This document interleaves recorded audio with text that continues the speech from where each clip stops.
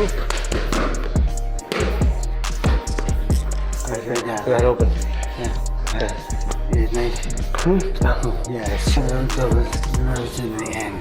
Tempo does. Get up a little higher. Do it. Do it right hand. That's it. Right hand. Quick. Quick. 1, 2. 1, 2. Right hand.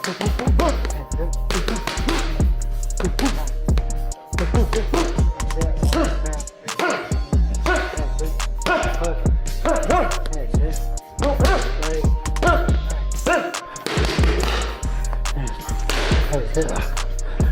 There you go. That's it. Good.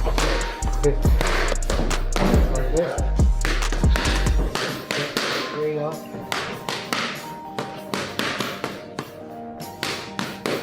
Good. Good. Right.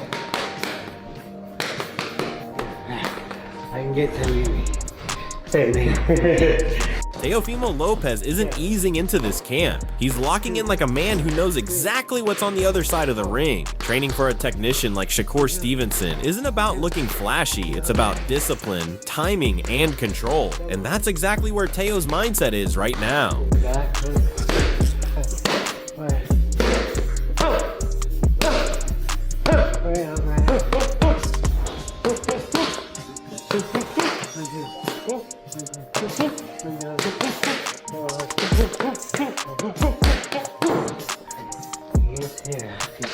Get to here, but it's not.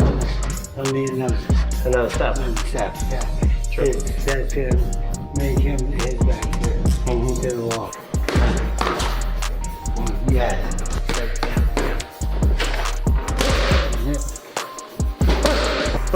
That's it. That's it.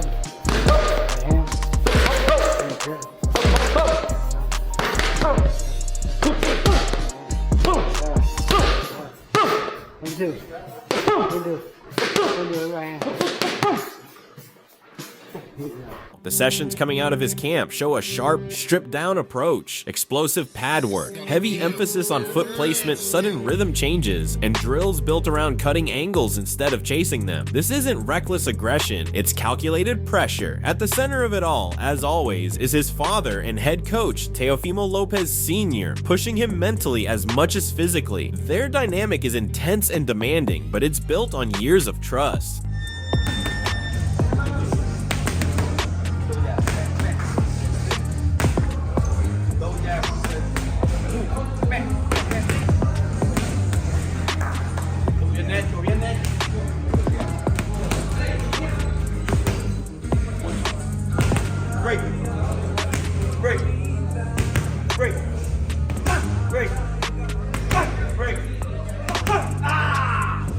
Teo Sr. is drilling patience into him, reminding him that you don't beat a mover by forcing moments, you beat him by setting traps. Strength and conditioning remains brutal, explosive lifts, short sprints, and core work to keep that snap late into rounds. What stands out most is the balance in this camp. Teofimo isn't chasing knockouts, he's sharpening instincts and tightening gaps, preparing to impose his will round by round against a fighter who punishes every mistake.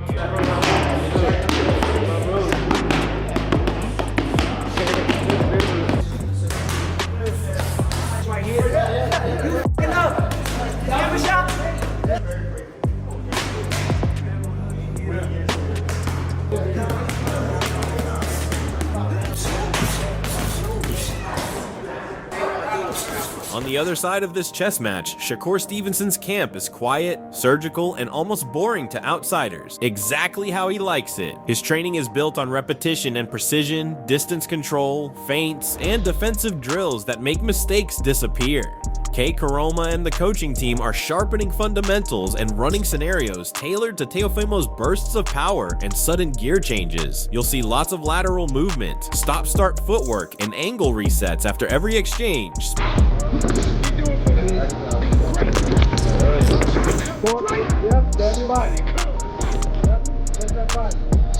July 12th, demolishment.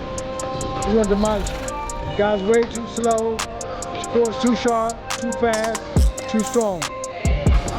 sparring features bigger, explosive partners to pressure him mentally and physically. Conditioning is smooth but relentless, keeping him sharp and fresh enough to think clearly late. No trash talk, just confidence and preparation. Shakur isn't training to flash power, he's training to remove options, frustrate Lopez, and force one costly mistake to decide the fight. So far, it came going great. We about a month away from fight day. Everything going according to plan. Court look great, man, great. He getting the rounds in. Everything going according to schedule. We coming for the victory. You know, me as a trainer, I don't train to go the distance.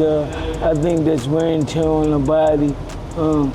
You put all the work in camp to make the fight night as easy as possible, and that's what he gonna do. And that's where it flips perfectly from Shakur's quiet, surgical prep into Teofimo Lopez walking in like a man who knows exactly who he is and isn't asking permission. I'm watching this interview and I can feel the confidence through the screen. Not loud for the sake of it, but that calm conviction that makes you uncomfortable if you're on the other side. Teo isn't chasing resumes or debating odds. He's talking like a guy who believes this fight is happening now because the boxing gods finally lined it up, right?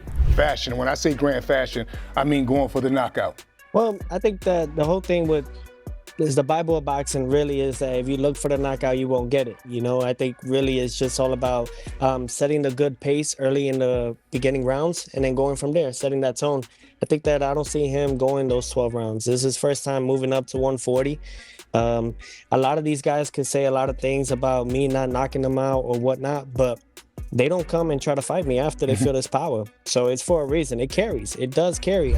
And I love how he shuts down the knockout obsession without ducking it. He's basically saying if you hunt the finish, you lose the plot. But if you set the tone early, power eventually introduces itself. That's veteran thinking from a guy people still treat like he's reckless. He knows 140 is different. He knows Shakur's moving up, and he's betting that pressure plus pace equals a rude awakening. What really hits for me is how comfortable Teo is being the underdog again.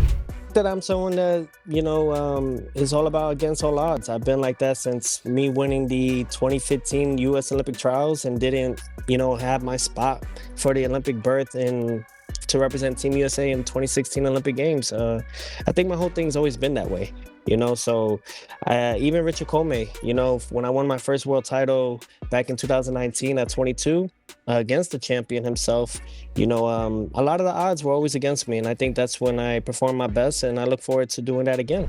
We've seen this movie before. Everyone doubts him, chaos around him, and suddenly he's at his best. And when he talks about Shakur from the amateurs, the respect is there, but don't get it twisted. That nostalgia ends when the bell rings. No friendship energy, no shared gym politics, just you're trying to take my crown and I'm not having it. This feels like Teofimo in his natural habitat, doubted, motivated, and fully convinced that when it's just you, him, and the lights, belief plus explosiveness can still break structure. You don't have to agree with him, but if you're not taking him seriously by now, that's on you. When it comes to a competition, it's competition, man. This is competition and currency, you know, and you can't be friends in this game. I don't see it. I think that's what makes them soft. It's what makes our era a little bit fragile. So I think the guys like myself that still carry that with the heart of a champion and holding the Ring Magazine world title, I think that maybe we have a different form of looking at it and make boxing great again. And just when you think this buildup is going to stay respectful and tactical, the press conference turns into controlled chaos in about 5 seconds flat. I'm watching this and thinking, yeah, this is what happens when two confidence engines collide and neither one has a reverse gear. Teofimo Lopez Sr. isn't whispering game plans. He's basically saying we've cracked codes before and we'll do it again. And you can feel that confidence coming from years of seeing it actually work. But Shakur isn't backing up an inch. He's smiling, nodding, and basically saying you might have broken other fighters, but you've never seen this version of me. And that's where it gets spicy, because this isn't just trash talk for clicks. This is two sides genuinely believing the other one hasn't faced real pressure yet. You've had to come up with some good game plans over the years to beat some great fighters, Lomachenko, Taylor, among them. How difficult is this man, Shakur Stevenson, to prepare for? Well, I see their weakness. That's what I do. You know, we broke the code with with Loma that nobody had ever done. You know, we didn't let him get comfortable in there. You saw that, you know, with like 8 rounds, he didn't know what to do. I did the same thing with Josh Taylor, and we're gonna do the same thing with Shakur. All right. You've got Teo talking about unpredictability like it's a superpower, and Shakur firing back that the real weakness isn't feet or hands, it's mental cracks waiting to be touched. I'm sitting here laughing because half of this feels like a chess match and the other half feels like 2 guys arguing over who invented confidence. The father-son dynamic adds another layer too, because when Teo Sr. jumps in, it's not hype, it's protection mode mixed with experience, while Shakur keeps it focused on him versus Teofimo, not the corner. And through all the noise, the funniest part is this: both of them sound convinced that the other one is about to have a very bad night. No rehearsed lines, no polite nods, just raw belief colliding in public. You can joke about the back and forth, but moments like this tell you something real. Neither man plans on adjusting to the other's comfort zone. This isn't friendly tension. It's 2 undefeated mindsets arguing over whose reality is about to survive January 31st. As you listen to Teofimo Sr., any reaction to what he just said? I'm not none of them fighters. I think that he did some great things against them guys. I seen a lot of weaknesses in his game too, and something that he said earlier, he said, Teo never lost to Southpaw. Well, I never lost to Orthodox. So it ain't no different, but the difference is you never fought no elite fighter. Okay, I don't think y'all did either. Oh, so you gotta show it, baby. Here's my honest read. Once you strip away the noise, the camps, and the press conference theatrics, this fight is going to be decided by who breaks their own habit first, not who looks better on paper. If Shakur keeps it perfectly clean, disciplined, and patient, he can absolutely box his way into long stretches of control and make Teofimo question timing. But that's also the danger, because Teo doesn't need control, he needs moments. And moments are where structure cracks.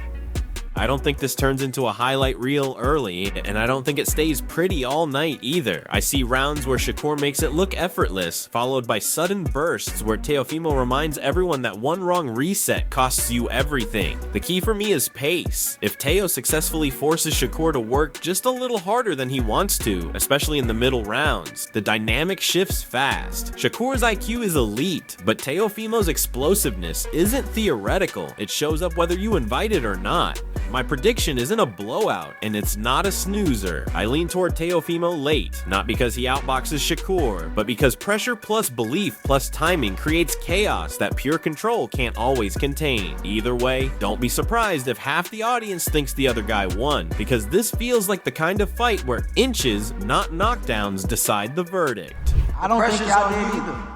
I ain't see. Not on my son. I ain't see Lomachenko throw no punches. You never been on a big stage like this. I didn't see Lomachenko throw punches for 6 rounds. You never been on a big stage like this. I didn't see Lomachenko throw punches. Because we for 6 froze rounds. Okay, you gonna see. We gonna freeze you too. You better not throw the towel in. Come on, man. You out of your mind. Okay. Shit. My son fought without no air. My son fought without no air against Cambosos. You can't fight for your son. You can't fight for your son. You gonna tell me, man? Come on. You can't fight for your son. I bet you gonna quit. Yeah, okay, you gonna see. All right? So when you zoom out and stack everything together, this isn't just a fight about styles, it's about identity. One man believes structure and control will solve everything. The other believes pressure and belief eventually bend structure until it snaps. Camps are locked in, confidence is sky high on both sides, and nobody involved sounds like they're planning on adjusting once things get uncomfortable. That's why this one feels special. It's not loud hype, it's conviction colliding in real time, and those are the fights that usually age the best, whether the scorecard agree or not. Now I want to hear you. How do you see this playing out? Is this Shakur putting on a clinic or Teofimo dragging him into deep water late? Drop your thoughts in the comments and let's really debate it. And yo, don't ever forget to like, share, and subscribe to Boxing Headquarters. See you in the next one.